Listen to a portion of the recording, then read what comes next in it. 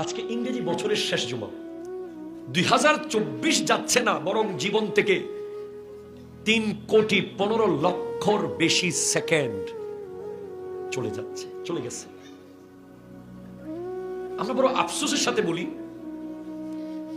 31 December রাতে, যেটাকে ইংরেজিতে 31st নাইট বলা হয়, আমাদের দেশে আমরা দেখেছি 31st নাইটের আতশবাজি, বেহায়াপনার কারণে অনেক জায়গায় বিগত সময়ে আগুন পর্যন্ত লেগেছে।